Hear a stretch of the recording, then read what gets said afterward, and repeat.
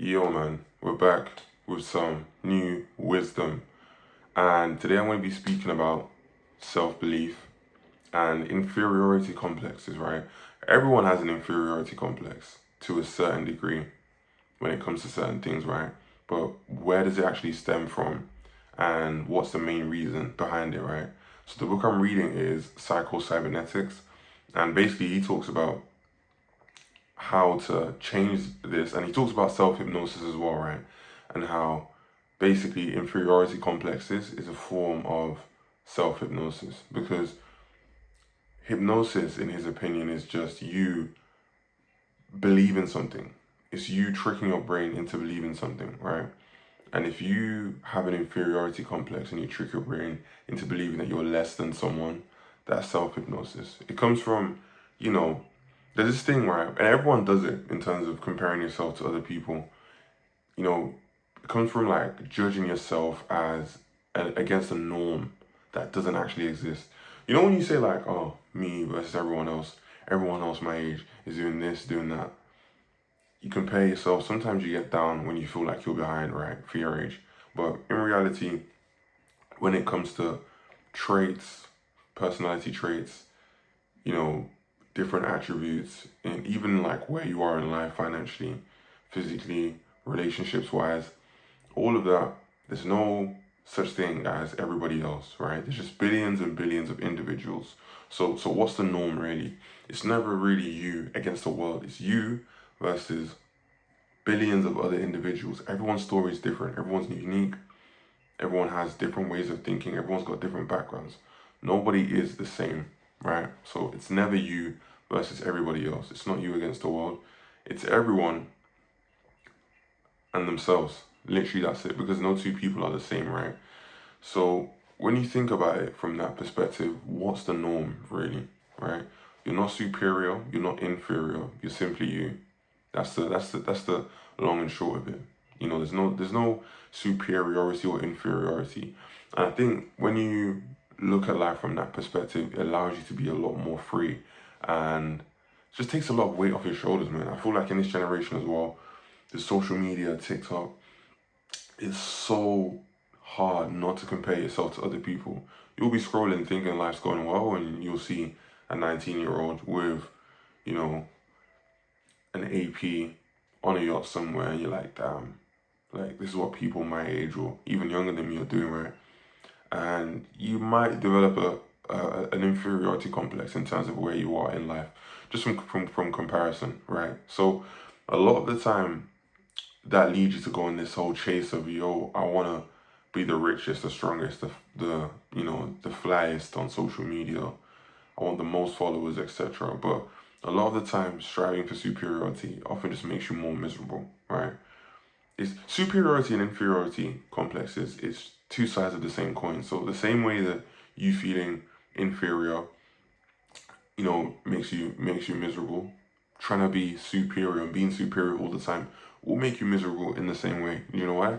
Because there's always going to be someone who is richer than you, better looking than you, more articulate than you, more skilled than you at whatever. So you having a mindset where you're always striving for superiority, it it will make you miserable in that sense, because it's like it's a never ending cycle of, okay, where's the next mountain, where's the next mountain, but not in like a self-improvement positive kind of way. It's like, okay, I'm not good enough, I'm not good enough, I'm not good enough.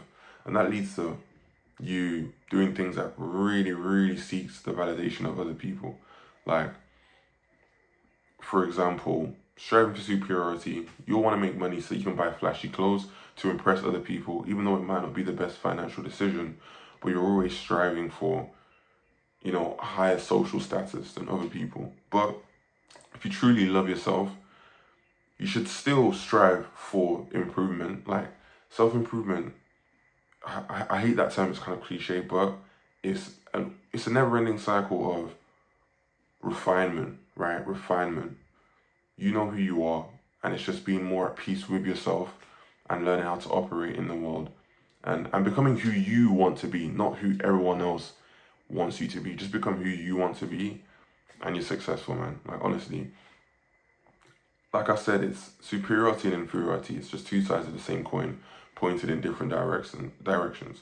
And both of them keep you stuck, measuring yourself against people who were never the standard to begin with, right?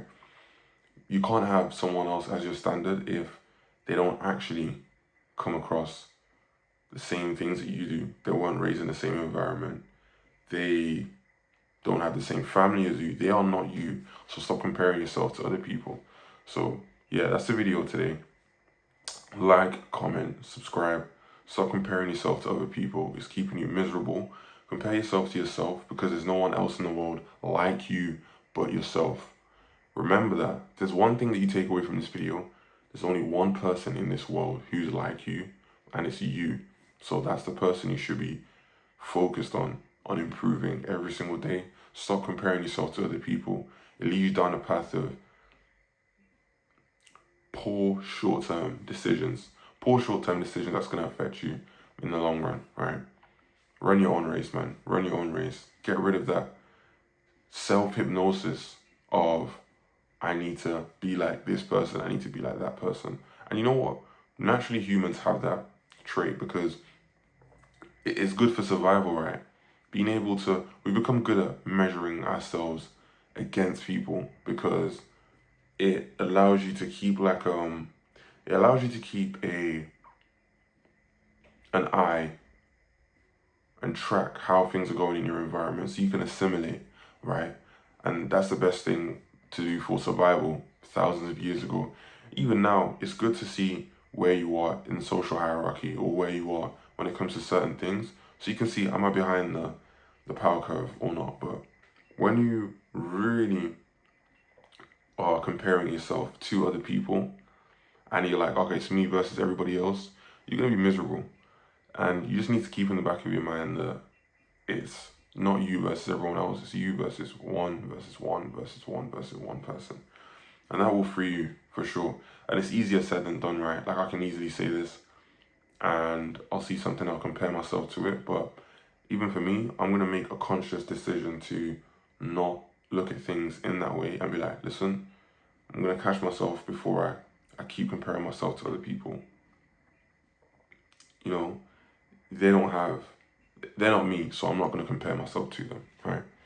So yeah, that's the video today. Catch you guys tomorrow for a new one. And yeah.